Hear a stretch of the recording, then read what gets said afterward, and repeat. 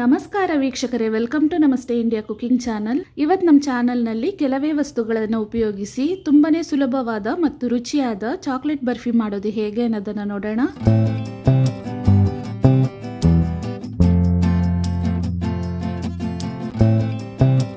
ಒಂದು ಬೌಲ್ನಲ್ಲಿ ಜರಡಿಯನ್ನ ಇಡ್ತಾ ಇದ್ದೀನಿ. ಇದರಲ್ಲಿ 1 ಕಪ್ ಹಾಲಿನ ಪುಡಿಯನ್ನ ಹಾಕ್ತಾ ಇದ್ದೀನಿ, ಅಂದ್ರೆ 250 ಗ್ರಾಂ. ಇದರಲ್ಲೇ 1/4 ಕಪ್ ಕೋಕೋ ಪೌಡರ್ ಅನ್ನ ಹಾಕ್ತಾ ಇದ್ದೀನಿ, ಅಂದ್ರೆ 60 ಗ್ರಾಂ ಅಷ್ಟು ತಗೊಂಡಿದ್ದೀನಿ. ಇದನ್ನ ಚೆನ್ನಾಗಿ ಜರಡಿ ಮಾಡ್ಕೊಳ್ಳೋಣ.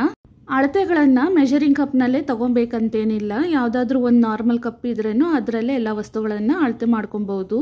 ಇದನ್ನ ಚೆನ್ನಾಗಿ ಮಿಕ್ಸ್ ಮಾಡ್ಕೊಳ್ಳೋಣ. ದಪ್ಪನೆಯ ತಳಭಾಗವಿರುವ ಒಂದು ಕಡಾಯನ್ನ ಸ್ಟವ್ ಅಲ್ಲಿ ಇಟ್ಟಿದ್ದೀನಿ. ಇದರಲ್ಲಿ ಕಟ್ ಮಾಡಿರುವ ಗೋಡಂಬಿ ಮತ್ತು ಬಾದಾಮಿಯನ್ನ ಹಾಕಿ ಡ್ರೈ ರೋಸ್ಟ್ ಮಾಡ್ಕೊಳ್ತಾ ಇದ್ದೀನಿ. ಸ್ವಲ್ಪ ಕ್ರಿಸ್ಪಿ ಆಗಿರೋದಕ್ಕೆ ಈ ರೀತಿ ಮಾಡ್ತಾ ಇದ್ದೀನಿ. ಇದನ್ನ ಒಂದು ಕಪ್ಗೆ ಬದಲಾಯಿಸ್ಕೊಳ್ತಾ ಇದ್ದೀನಿ. ಇದೇ ಬಾಣಲಿಯಲ್ಲಿ 1 ಕಪ್ ಅಷ್ಟು ಸಕ್ಕರೆಯನ್ನ ಹಾಕ್ತಾ ಇದ್ದೀನಿ, ಅಂದ್ರೆ 250 ಗ್ರಾಂ. 1/4 ಕಪ್ ನೀರನ್ನ ಹಾಕ್ತಾ ಇದ್ದೀನಿ, ಅಂದ್ರೆ 60 ml ಅಷ್ಟು. ಕೈ ಬಿಡದೇನೆ ಇದನ್ನ ಚೆನ್ನಾಗಿ ಮಿಕ್ಸ್ ಮಾಡ್ತಾ ಇರಬೇಕು.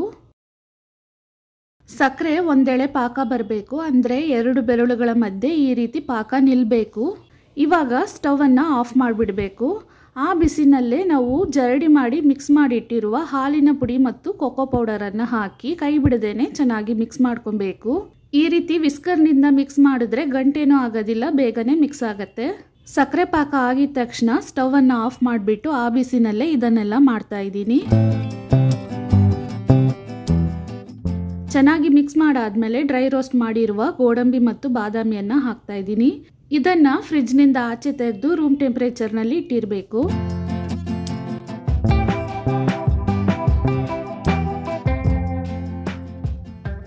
ಇದನ್ನೆಲ್ಲ ಚೆನ್ನಾಗಿ ಮಿಕ್ಸ್ ಮಾಡಿದ ತಕ್ಷಣನೇ ಬೆಣ್ಣೆ ಸವರಿ ಇರುವ ಒಂದು ಪ್ಲೇಟ್ ಅಥವಾ ಮೋಲ್ಡ್ ನಲ್ಲಿ ಬದಲಾಯಿಸಬೇಕು, ಇಲ್ಲಾಂದ್ರೆ ಬೇಗನೆ ಗಟ್ಟಿ ಆಗ್ಬಿಡತ್ತೆ. ನಾನು ಒಂದು ಮೋಲ್ಡ್ ನಲ್ಲಿ ಬಟರ್ ಪೇಪರ್ ಅನ್ನ ಹಾಕಿ ಅದ್ರ ಮೇಲೆ ಸ್ವಲ್ಪ ಬೆಣ್ಣೆಯನ್ನ ಹಚ್ಚಿಟ್ಟಿದ್ದೀನಿ. ಇದರಲ್ಲಿ ಮಾಡಿರುವ ಚಾಕ್ಲೇಟ್ ಬರ್ಫಿಯನ್ನ ಹಾಕ್ತಾ ಇದ್ದೀನಿ. ನೀವು ನೋಡ್ಬೋದು ಅಷ್ಟು ಬೇಗ ಗಟ್ಟಿ ಆಗ್ತಾ ಇದೆ.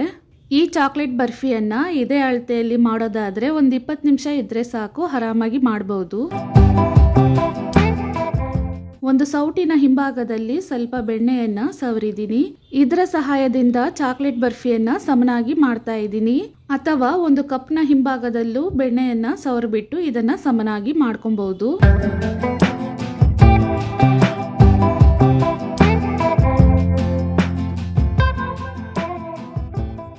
ನೋಡಿ, ಈ ರೀತಿ ಮಾಡಾಗಿದೆ. ಇದನ್ನ ಸ್ವಲ್ಪ ತಣ್ಣಕ್ಕಾಗಕ್ ಬಿಡೋಣ.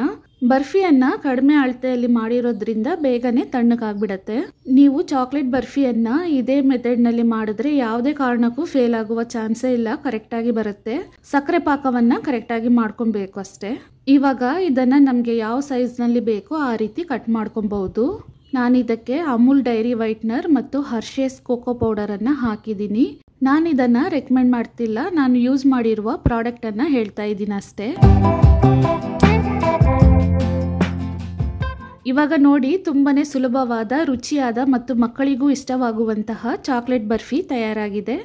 ವೀಕ್ಷಕರೇ, ಈ ರೆಸಿಪಿ ನಿಮಗೆ ಇಷ್ಟ ಆಗಿದ್ದರೆ ನಮ್ಮ ಚಾನಲ್ ಅನ್ನು ಲೈಕ್ ಮಾಡಿ, ಸಬ್ಸ್ಕ್ರೈಬ್ ಮಾಡೋದನ್ನ ಮರೆಯಬೇಡಿ. ಧನ್ಯವಾದಗಳು.